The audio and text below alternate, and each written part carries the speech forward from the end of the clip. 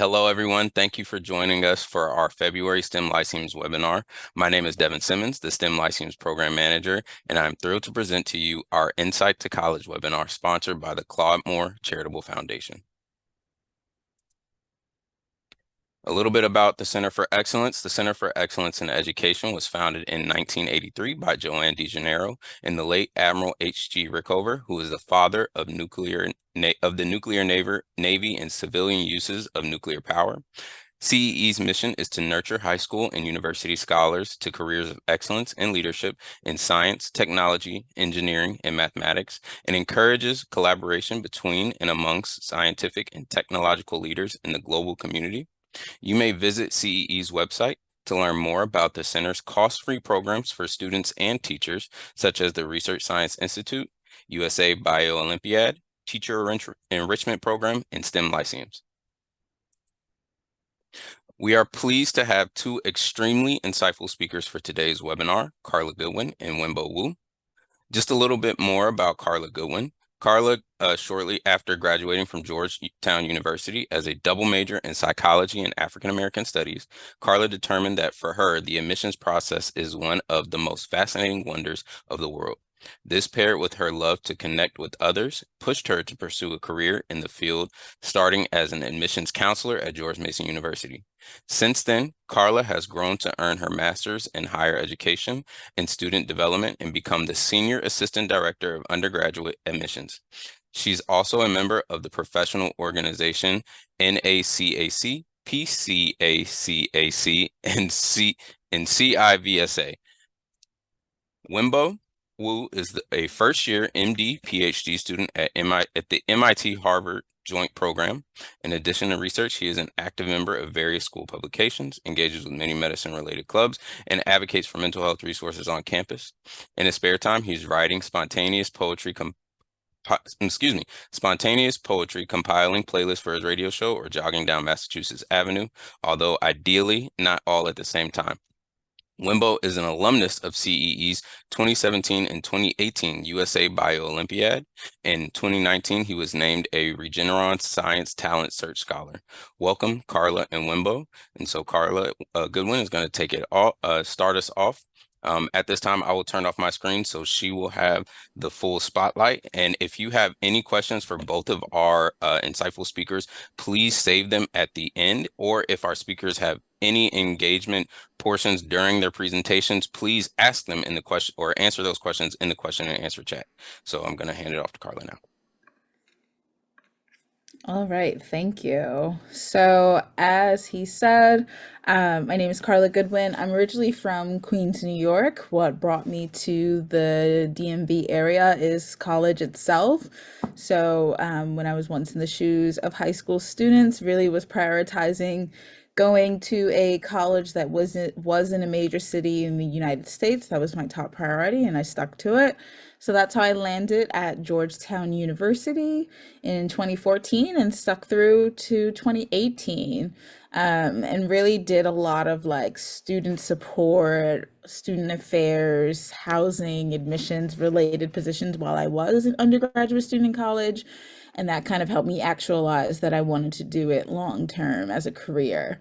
As it says in my bio, I am convinced that there are 8 wonders of the world, and the college admissions process is certainly one of them, just because it can be so nuanced and so difficult to navigate on your own. And that's kind of why I'm here today, to try to share some information about the process, give you some insight, but then hopefully really encourage you to not end the conversation here. Really want to encourage you to continue to branch out and network and use your resources available to you, because it can kind of alleviate a lot of stress and anxiety along the way, especially with the chaos that is known as college admissions in 2024.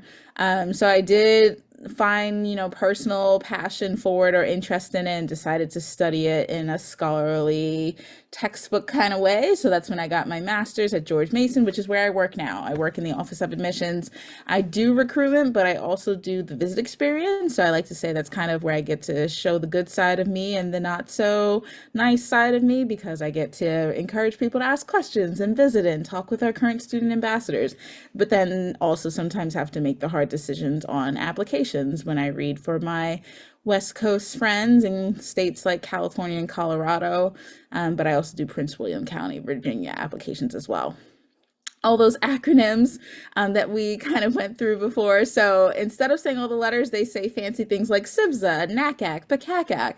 And I really just put those on here to emphasize that even when it comes to the professional side of college admissions, professionals and people like myself, we really rely on our own networks that we have, because us ourselves that are doing the actual work get confused and could rely on kind of those webs of knowledge that we have out there. So these are just a bunch of fancy 5 to 6 letter organizations that basically high school counselors, college admissions counselors, even like nonprofits, community-based organizations that help people with admissions, they're just members of, and kind of get together, meet, whether it's in person or virtually, to discuss the process and all the nuances. So of course, the hot topic right now is financial aid and the amazing rollout of the smoothest form the government has ever created, also known as the FAFSA.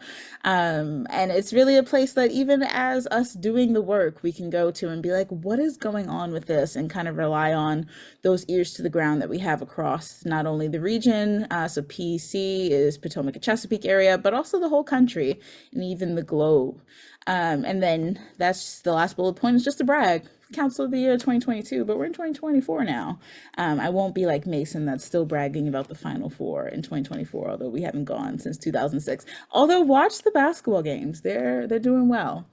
So my first talking point is kind of thinking about connecting students with the professionals. So like I said, the professionals are in these networks of support where they're able to kind of just share information and make sure that we're able to be of assistance to you, but also that we're following best practices and kind of like an ethical code of conduct, and really almost getting a temperature check of how we're doing, right? I think often students and families feel as if the schools are competing, which in some forms, yes, there's only but so many high school students in the world, and we want to fill our seats for classrooms. But at the end of the day, for example, George Mason, Virginia Tech, UVA, and JMU, we're all friends. We have meetings together and things like that. But then we also want to connect you with that information. So how is that possible? And I know certainly as a high school student, or even a parent of a student or family member, a teacher, a counselor, you might feel the pressure to say, like, this student needs to do it on your own, because the process is to highlight how smart you are in order to get into insert name college here. But I always love to ask students going through the process, how did she become Beyonce? And it's one of my favorite analogies, thinking about, I would always say, and this might be a little over the heads of the high schoolers that are watching, but Destiny's Child would not have turned into Beyonce if Tina and Matthew were not saying, put her in the cute outfits and we're going to work with her on the side. And we're going to have this team and this manager and marketing and all of that to come together to create what is known as Beyonce, right?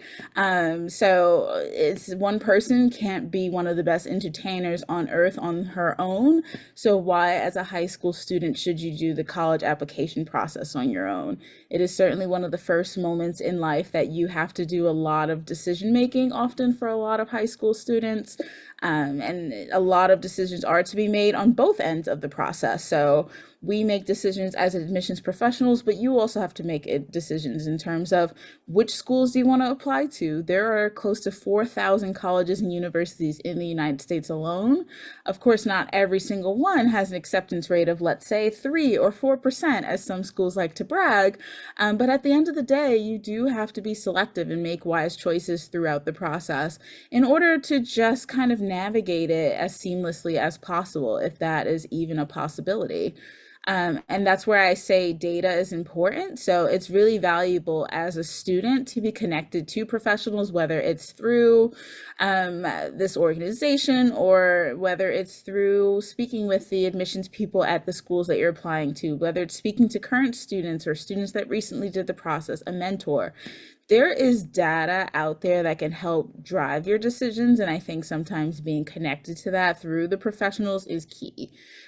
So for example, there's information about, the average GPA that's accepted, or, what programs are available to students that work best for students of certain backgrounds and experiences and things like that. So really looking into that, and it could be a lot to unpack if you don't know what you're looking at. There's a lot of trends when it comes to the admissions process. You might hear often about you want to apply to a school that you're likely to get into just because, if you apply to a school like my alma mater, Georgetown, it's not a guarantee that they're going to say yes to your application. But then it's like, how do you know what school are you likely to get into? And how do you then apply to those schools? That's where the professionals, people such as your counselors and those in your network of support, all the bells are going off in my office, but in your network of support can really kind of help you through to alleviate some of that stress and help you make the decisions. I love to say my college experience, our college process is something important for students to say as they are navigating this, because yes, ultimately that is where you will spend 4+ years of college. But at the same time, it is kind of a village decision and a village process. You want to make sure that you're having communication and transparency throughout. And that certainly does include the students being connected with the professionals, such as myself. And then the very last one is it depends. The admissions process is so nuanced that it is really important to recognize that every school, yes, there are some similarities. So applying to, let's say, like a Purdue University might be similar to applying to a George Mason because they're both large public research institutions.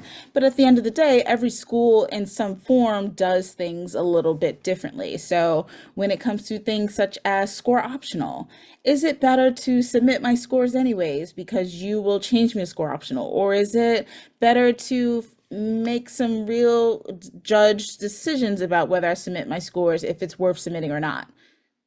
It depends on what school you are applying to. So for example, Mason, if you submit your scores and you're not as strong with your SAT or ACT scores, we change you to score optional. Versus a school like Virginia Tech, yes, they are score optional, but if you submit your scores, you're in this one bucket of admissions decisions. Versus if you do not submit your scores, they're comparing you with other students that did not submit their scores. And there's no kind of cross consideration of the two separate, yes, submitted scores, did not submit scores. And those are two public research universities in the exact same state. So imagine once you expand past the Virginia lines and you get into other schools. So remember, it does depend, and that's another important reason for students and the professionals to be connected, because there are so many different factors that can impact what you should do with the process. Of course, I'm going to go through some of the general things, but often when people ask me questions, I do say it depends. Okay, so what are colleges looking for? Of course, number one, you want to make sure that you submit your application.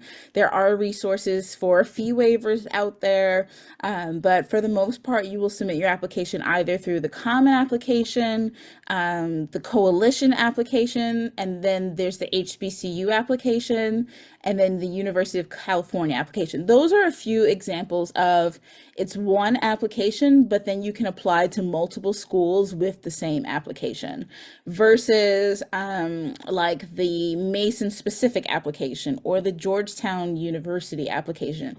Those are applications that are very key to the school itself. If you are applying to Caltech, that is its own application. If you are applying to MIT, that is its own application. You cannot apply to MIT with the Common App. So that's really important to keep in mind, and you want to make sure that you are paying attention to those details. But regardless, a college does need your application.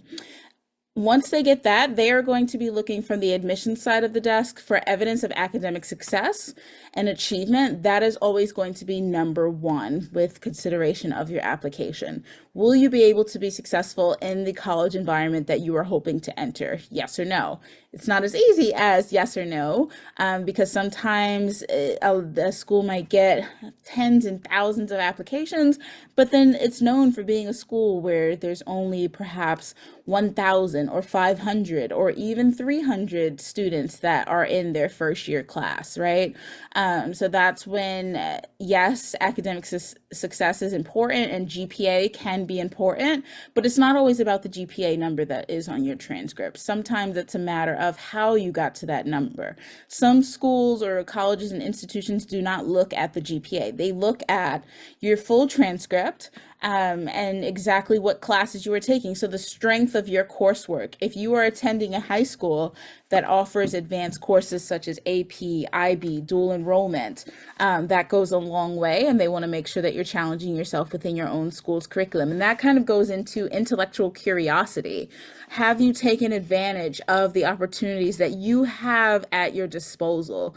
Not everybody has access to everything, and colleges are aware of that, but it's about what did you have access to and what did you have the ability to take advantage of. So even when it comes to extracurriculars that can help demonstrate intellectual curiosity. Maybe it is a pre-college summer program, right?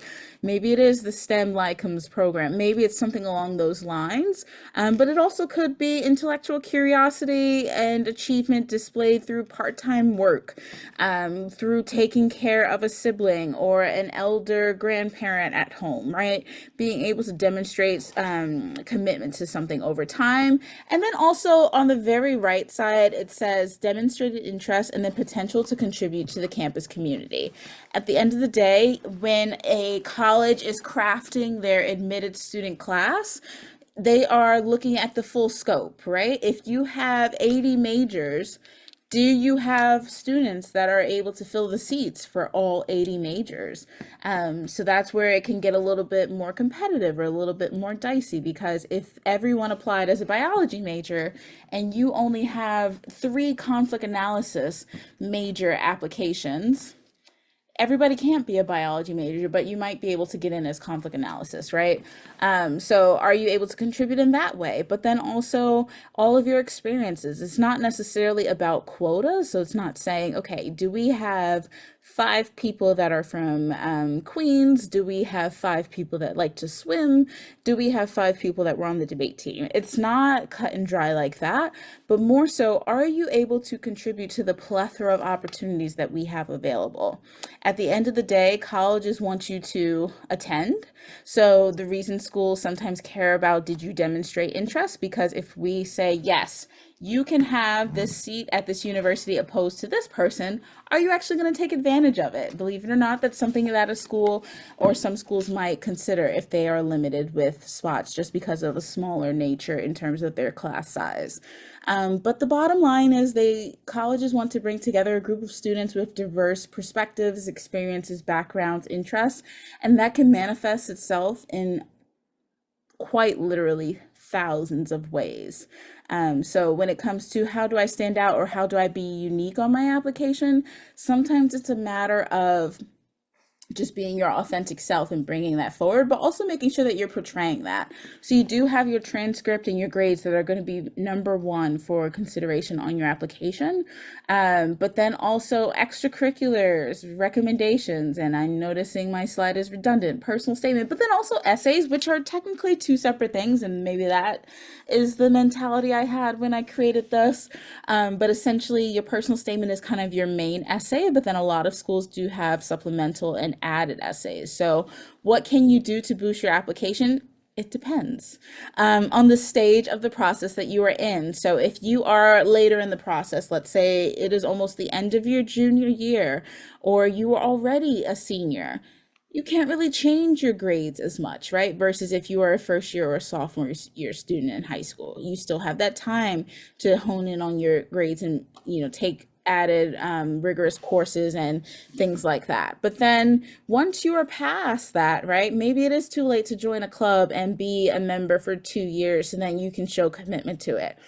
Your actual application, you can boost it in terms of what you portray on there. Are you going to give somebody just a slice of pizza, or are you going to give them the whole Cece's Pizza buffet? And now that I'm using that, does Cece's Pizza even still exist? I've never been, so it doesn't matter. But I just know that was a pizza buffet, so I ran with it. But basically, are you able to portray multiple aspects of you? So answering the question directly. And that sometimes comes with help from an outside reader with your essay? Did you have somebody kind of proofread and, maybe you had an intention for your essay, but then it didn't necessarily come across? Perfect example. Maybe I know what CC's pizza is and I told y'all, but did that go over your head because you don't know what a CC's pizza is, as an example, right? So that's where an added outside perspective can say, you know what, Carla, that joke did not land. You know what, Joe, that essay is not really portraying your full potential. Maybe you should add these details. So it's important to going back to it, using your resources, but also recognizing what you can control at the stage that you are in.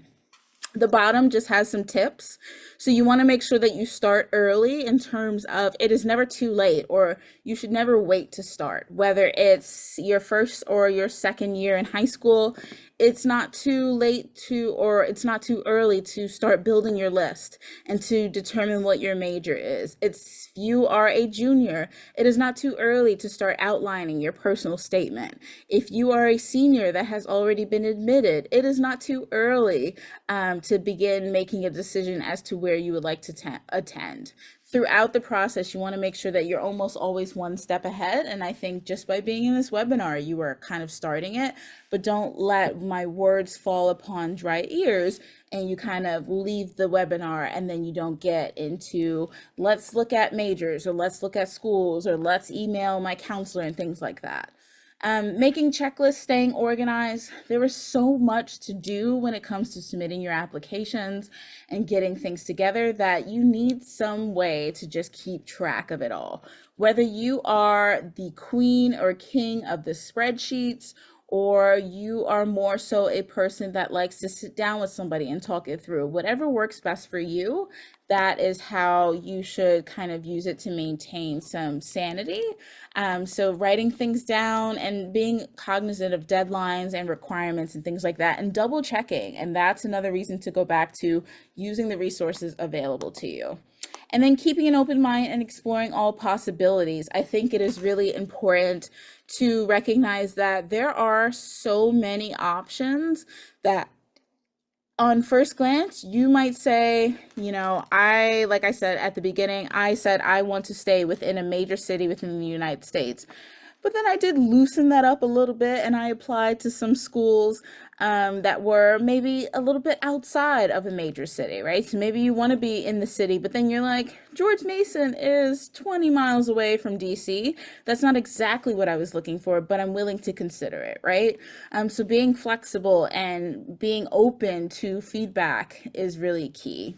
And then these are just some quotes that I have or some things to consider because I know it can be difficult navigating and it can be difficult to maintain your self-esteem and your self-efficacy through this. So it's important to block out the noise. You'll hear a lot about so-and-so got into this and so-and-so got denied from this and they did this and they did that. It's not about them. Once it comes to your application, we only read one application at a time.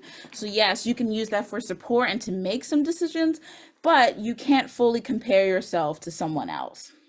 Don't give up, keep going. So do not get discouraged through the process. You won't always get a yes. You won't always get a simple answer. Even going through the admissions website, and I work at George Mason University, sometimes I get frustrated and I'm like, I can't pull this up for a student and I would like to give up. I will keep searching because I know it can be helpful, right? So you want to make sure that you continue to persevere because you do have the ability in a very cliche way to make your dreams come true as long as you put in that work. And the very last one that I think is something that I would love to share with you all is just insight that you gain. You can only control what you can control, and that is your actual application. And then you kind of just put it in the hands of the college or you put it in the hands of whoever it is, and then you make your decisions from there. But it's never too late to kind of turn things around or pick whatever path is meant for you. So thank you for your time, and I'm going to pass it back over. Thank you so much, Carla. There was a lot of insightful stuff in that presentation. I just want to say, as an Mason alum, we will forever ride that 2006 Finals Four appearance until we get another one. So I thank you for that shout out. We already have a question in the chat. Please save the questions for the end. I want to give our presenters enough time to get their information across. So please, please, please, if you have any now, feel free to put them in the question and chat or question and answer chat now so we can get to them once we get to that question and answer portion.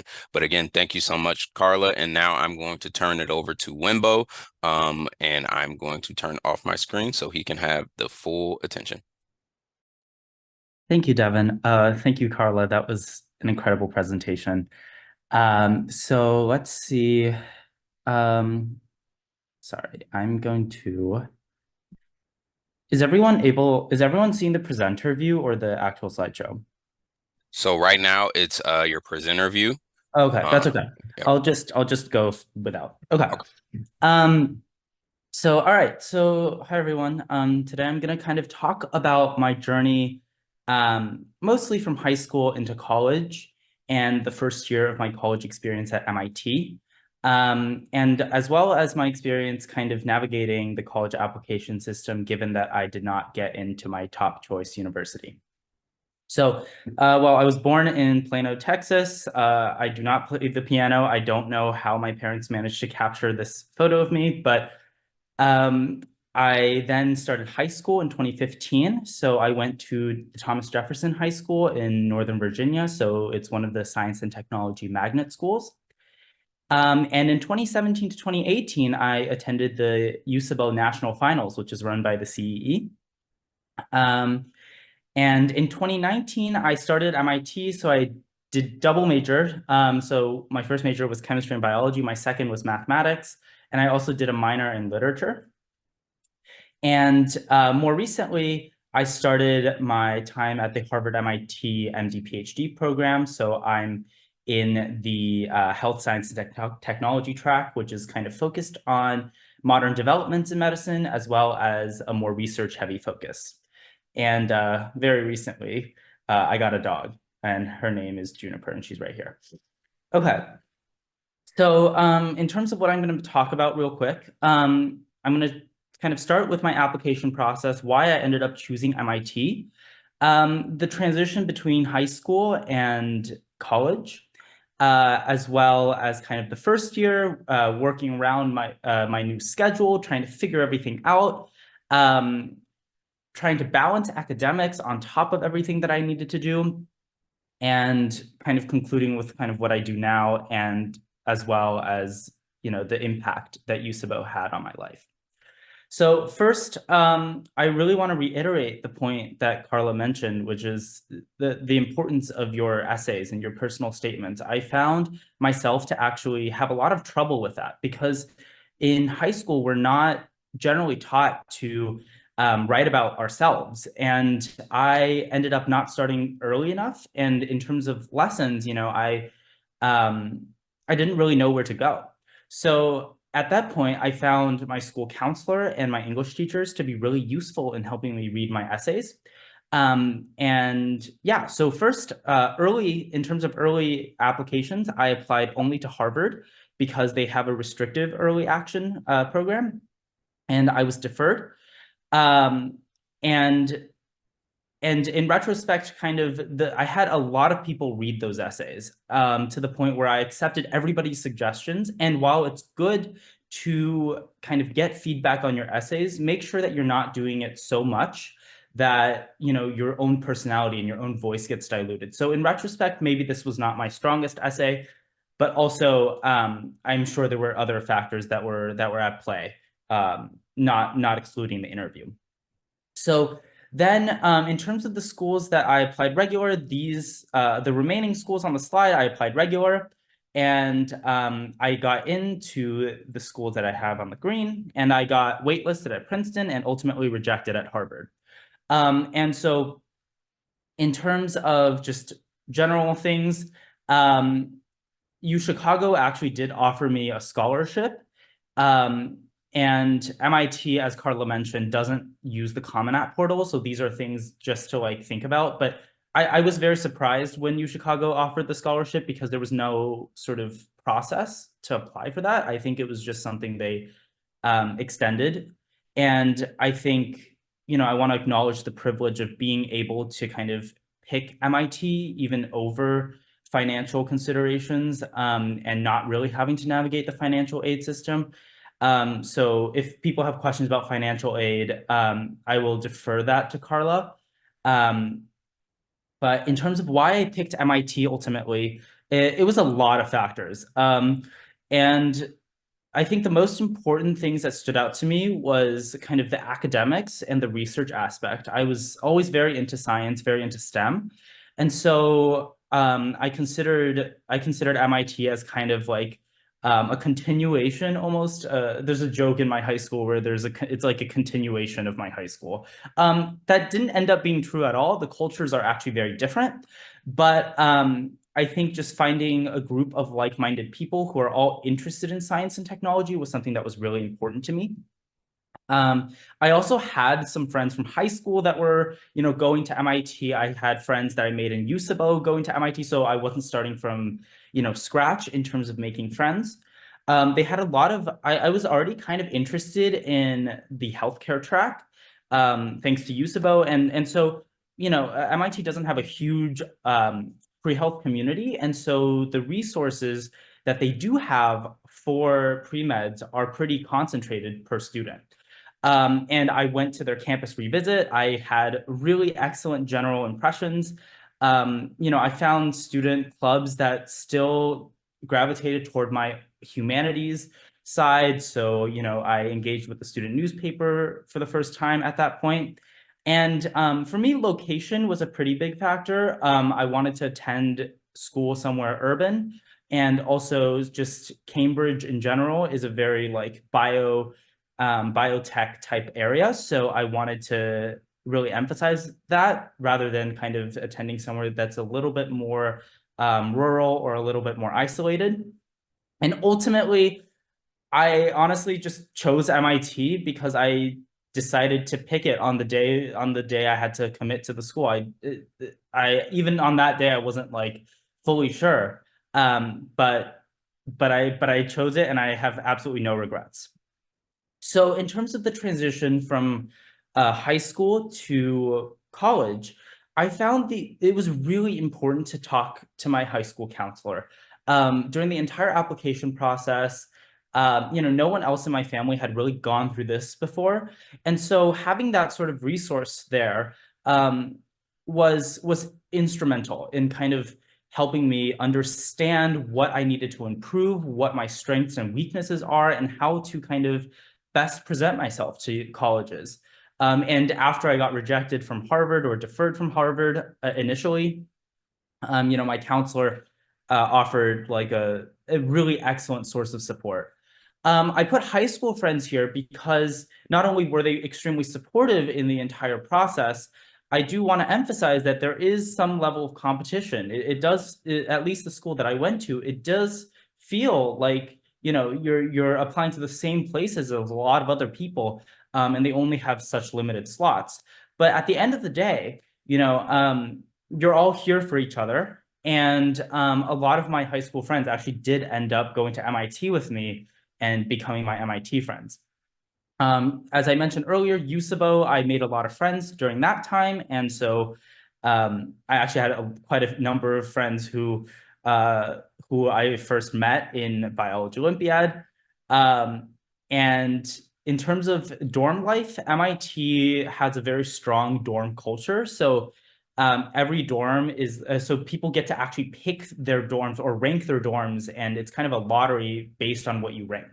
And so as a result, like the cultures tend to be very self-selecting, but I found that to be a strength because I found people who were extremely kind of interested in the same things that I was, but also diverse enough to be interested in things that I never even thought about, like, earth sciences or history. And I think it was a really important experience to have this close-knit community of 93 people who I spent all of my time with. And in terms of advising, once I got to college, one of the biggest things that I had to mentally overcome was not being afraid to reach out to help, like for help. In high school, it's like you have all these resources that are explicitly out here to help you. And, even though that is also daunting sometimes to reach out to, when you're in university, it's very different. Sometimes you have a very large lecture room. Sometimes, the people lecturing in front of you are just impressive people. And I think it's really overcoming that mental barrier. And there's no easy way to do it, but really like going to office hours and cold emailing even, was a super instrumental part of my education. So in terms of my first year, MIT is kind of unique in that in the fall semester, grading is completely pass no record. Um, this means that everyone gets a letter grade, but it's hidden on their external transcript. And on all transcripts that get sent anywhere, it's either a passing grade, or if you didn't get a passing grade, it just gets deleted from the public transcript. So it's like you never took that class at all. So that's only for the first semester. But as a result, I did have a lot of opportunity to explore clubs. I explored about 7 different clubs. I committed myself to a lot of different clubs in that first year, which I eventually had to narrow down. But just kind of don't be afraid to reach out and take a look at what's around. If your school has or most schools have like academic fairs where student groups kind of talk about what they do. That was like really helpful in kind of seeing like what's around. I also ended up doing some ESL tutoring in conjunction with the Harvard Club because Harvard's just so close, that like even though I didn't get into Harvard undergrad, I still was able to engage with that community a little bit. And research was a huge part of my undergraduate experience. So I did work in pancreatic cancer and structural biology. So I studied this protein on the COVID-19 virus.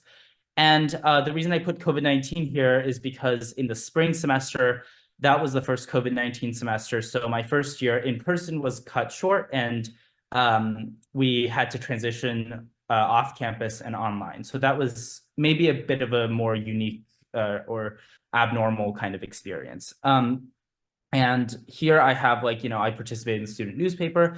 I had a radio show.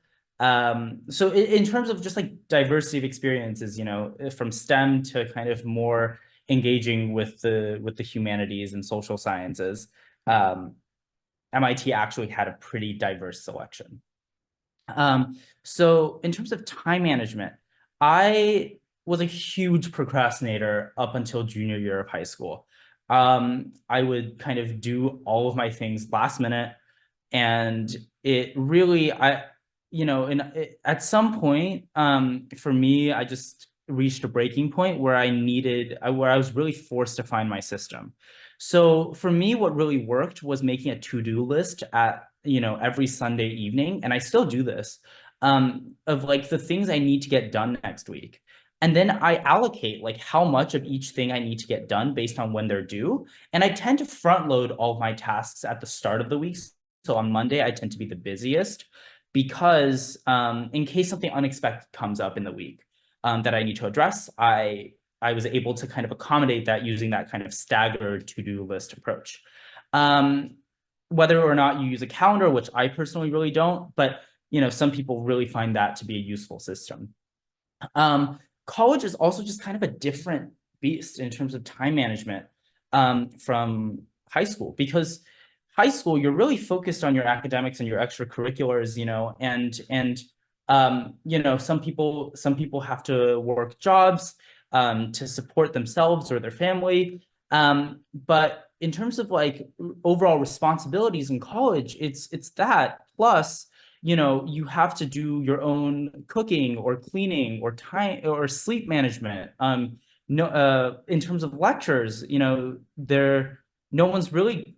I didn't find that a lot of classes really forced you to be in lectures, so you really had to be proactive in kind of going to lecture and going to club meetings and and I found that to-do list system really, really useful in helping me allocate spare time in order for me to like actually do the things that I enjoyed. In terms of academic workload, I think it's really important to do your research when picking classes at college. I think, it's great to talk to previous students, great to look at course evaluations if they're available from your institution. So MIT has like student evaluations every semester that you can just like take a look at.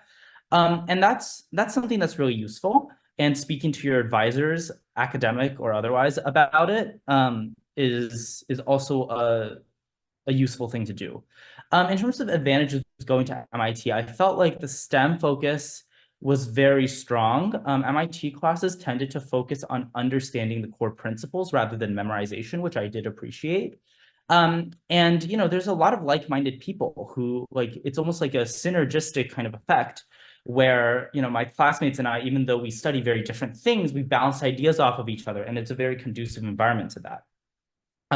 I would say like in terms of disadvantages, you know, I can't technically say because I didn't like actually go to Harvard, but I did have, you know, my sleep schedule did get like thrown out of balance quite a couple of times based on classes and coursework. So MIT is a little bit intense on that. And I did intentionally, or I did intend to do a classics major initially, but I ended up dropping that because MIT doesn't have a strong classics program.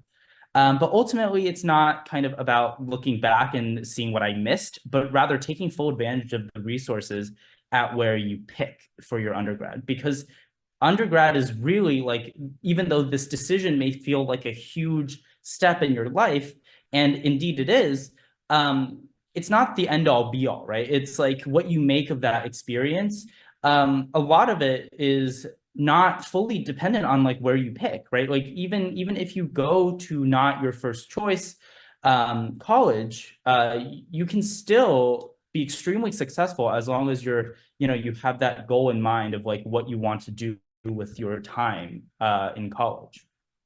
So in terms of what I do now, I'm currently a first year medical student in the MD PhD program. So I'm doing a joint degree. It'll take me about 8 years to graduate at Harvard MIT. And in terms of research wise, I've really like transitioned away from like more like purely wet lab stuff to more like mathematical modeling and applications of that to biology. And I kind of didn't emphasize this too much earlier, but because of MIT's really strong math program, I actually like in high school, I discovered that I really liked math because of the classes I was taking. So I decided to major in math, just kind of like almost like an impulsive decision, but I took a couple of classes and I really enjoyed it. And, you know, my education at MIT still impacts me today because of that mathematical training that like really makes me think about things more quantitatively. So the key takeaway is to find the silver lining in everything, right? Like it feels it's extremely stressful to navigate the college application process. There's no doubt about that. And especially if you apply somewhere and it's your top choice and it's your dream school and you don't get in, it can be a huge blow to your confidence. It can slow you down for your application essays in the future if you apply early to that institution. So there's a lot of different things that are very emotionally taxing about the process. But realize that it's, again, not the end all be all. You know, it's what you make of that undergraduate experience that really determines where you will go in the future. And, you know, and ultimately you'll find that like, you know, whichever college you end up picking, you'll discover hopefully that this is the right choice, you know. So don't stress too much, you know, like it is a stressful process, but don't stress too much. And as Carla mentioned, like really like sometimes like really you want to get started early on everything if possible so that you can like reduce as much stress as possible, but just like understand that like this entire process is not an easy one, but you will get through it. You will find the light at the end of the tunnel, and you will be happy with wherever you end up. So just a quick concluding slide on kind of the CEE and the USABO's impact on me. You know, I did USABO in high school, so I found it to be a really valuable opportunity to learn exposure to a lot of unique activities. For instance, lab techniques and different lectures by like acclaimed professors. I actually found it to be an intellectually challenging experience, which I did personally appreciate. I made a lot of friends during the program, and I think it did really help my college application stand out as something that is like more unique in terms of like my interests, and decide, and it also helped me kind of decide ultimately where I wanted to apply based on the strength of their, for instance, biology and or chemistry programs. Um, so at MIT, the USIBO was a major reason why I majored in biology and chose medicine. It added a lot of depth to what I was learning. I found MIT focused a lot on molecular biology, so on the cell, but the USIBO is like a very broad focus in the sense that, like, I studied a lot of botany, for example, in biology Olympiad that I didn't get any exposure to at MIT, but it changed how I thought about certain cellular processes. And the exposure to research was kind of just more of a continuation of that USIBO experience, where a lot of research aspects of the wet lab were not completely foreign to me because of the USIBO. And at Harvard Medical School, it's actually extremely surprising how often certain concepts come up in medical school that I'm like, wait, I first learned about in biology Olympiad. And so, these concepts kept coming up over and over again and continue to come up over and over again. And I actually have a couple of friends in this program that I'm in who were also USIBO alums. Admittedly, not overlapping in my years, but we became like instant friends because of the shared experience. And so I wanted to thank everybody for listening to my presentation, and I want to thank Devin for having me, Kathy, who runs the USIBO program, and Mrs. D for her excellent work running the CE. Thank you so much, Wimbo. Thank you for your insightful presentation.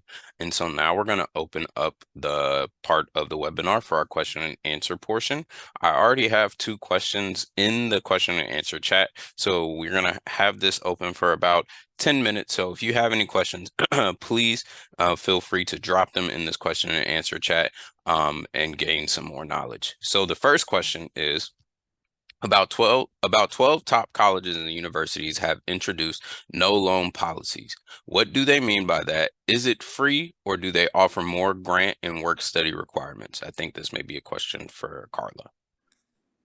Yes, it's essentially saying that they are intending to meet 100% of your undergraduate need for financial aid with grants rather than loans. So basically, the FAFSA provides institutions with your federal information.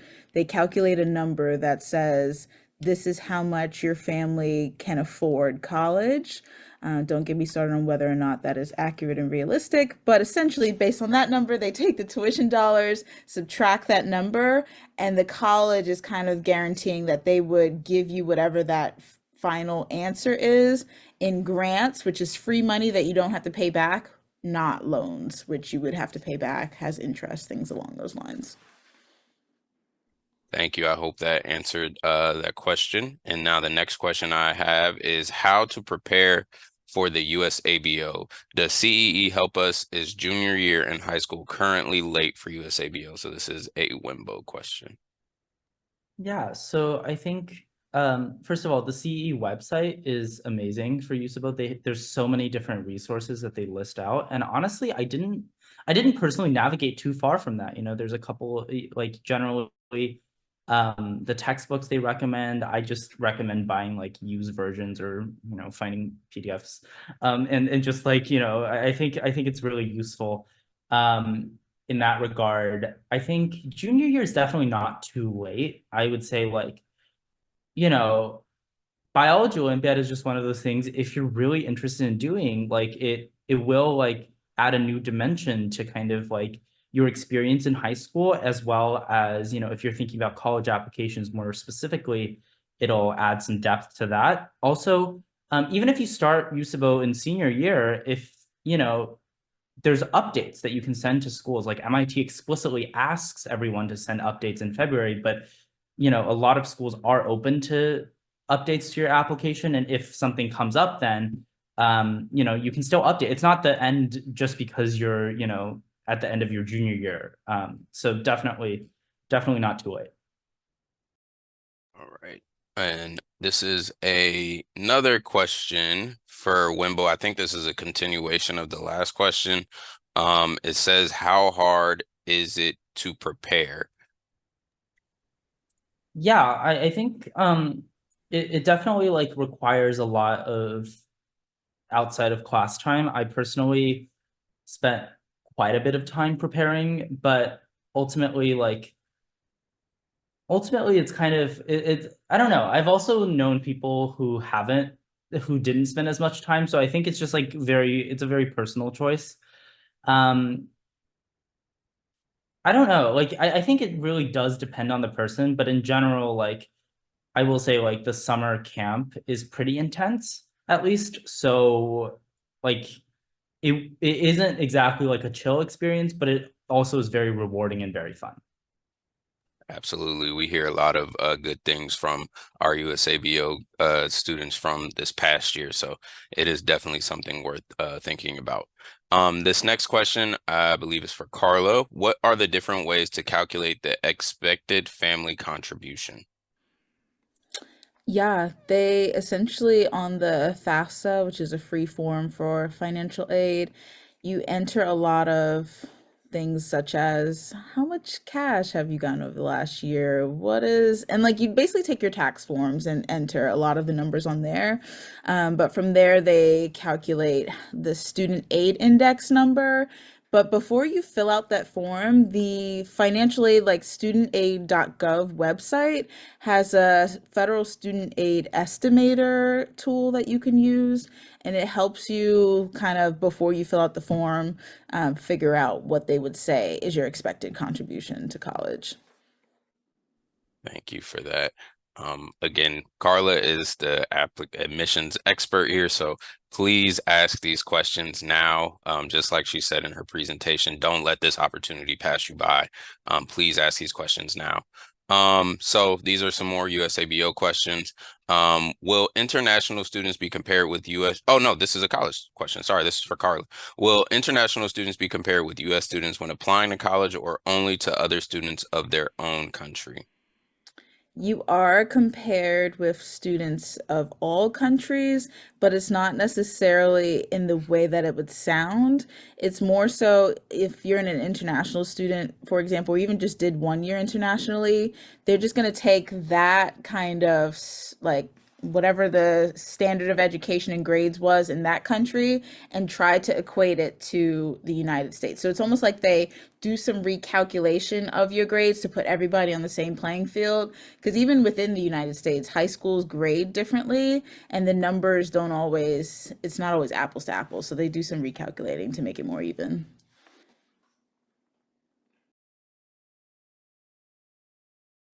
Sorry, I was still muted. These are going to be our last four questions that I have. If you have any questions, feel free to email me after the webinar is over. I'm going to be sending okay, I have five questions. This is the last five questions, but after the webinar, email me. I will be sending out a survey for the webinar that will have my email attached to it. So if you have any questions that you didn't get a chance to ask our presenters, please email them to me and I can get them to them so that I can give you the information that you're looking for. So these are going to be our last five questions. And the first question is, how many AP classes and which ones do you recommend for someone interested in medicine? I think this can kind of be tackled by either one of you, but Wimbo, I know you're in your MD, so Yeah, so I think it's really like AP classes, it's not really about the number. It's really seeing like, your if you're interested in something, whether or not you have the capacity to kind of challenge yourself, like whether or not and so I can't give like a concrete number, but I will say like in terms of like actual like medicine related, there's AP chemistry, AP physics, AP biology, all of these things, depending on the college you go to, can offer you college credit and sometimes like things, and even like some med schools will be able to like consider those as part of your application prerequisites. So I think in terms of getting good primers, those are the three that really come to mind. But again, like, take AP classes if you really want to challenge yourself, but not don't feel obliged if you don't have the ability to. Thank you for that, Wimbo. And this is another USABO question. Does USABO require school registration? How can I participate if there is a I don't know if they meant is or isn't, but it says, how can I participate if there is a USABO club in my school? But I think they meant isn't. I'm honestly not sure. I think maybe I'll respond to is, but my school did register and gave us a lot of protocols. Honestly, it's been quite a long time since I had to go through this process. So maybe, I don't know, maybe Devin, I don't know, I don't want to put more work on you, but maybe I don't know, you could get back. Yeah, I can ask our USABO Kathy Frame. She knows all the answers when it comes to this. So if again, as when I send the webinar survey, I will have my email attached so you can ask that question again. So I can put a name to the question and she'll be able to answer that question for you. Thank you for that, Wimbo. And so I have about 2 more questions. For any questions that I don't get into, because I see that there are a lot, but for time reasons, I can't answer or ask all of those questions. So please, again, email me these questions so that I can ask our presenters so that they can give you the information that they're looking for. So the next question I have is, does FAFSA, I can never say that correctly, or CSS profile consider gross income, adjusted gross income, or taxable income to calculate financial aid? Don't feel bad. I always get anxiety when I say FAFSA too. All of the above, like they make you put all of that in and then they calculate it from there. All right, that was a very quick answer, so thank you for that. Thank you for not making me feel bad about it either. So are parents who spent less and saved more for their own retirement expected to pay more for their kids' tuition? They do consider that. So any assets you have, including retirement, money, accounts, things like that, you input it, especially the CSS profile, a little bit on the FAFSA, and it's considered as a part of that number. All right. And this is going to be our last question. In the UK, there are less extracurricular opportunities compared to the US. How can we deal with this as an international student? Again, that can be for I think anybody. that's like perfect question because it applies to a lot. Like it's not just UK versus US. Everybody has access to a different amount and different types of opportunities. So a college is really just looking at what did you take advantage of within what you have access to. You can't do what you don't have access to, so they're never going to hold it against you. But if you're at a place like, for example, TJ High School, there's hundreds of APs and hundreds of internships and hundreds of research. And if you're just at home watching Netflix, that doesn't look as good opposed to other things that you have access to. Absolutely. So that means don't spend too much time at home watching Netflix. So that is the end of our question and answer portion. Again, I'm sorry if I didn't get to all of the questions, but for time reasons, we cannot answer them. But please, please, please feel free to email me any questions that you may have so I can send them over to our presenters. I'm getting a lot of thank yous in the chat. So thank you again to both Wimbo and Carla. And so I'm going to go ahead and share my screen for the last time before we finish up. Sorry, 1 second.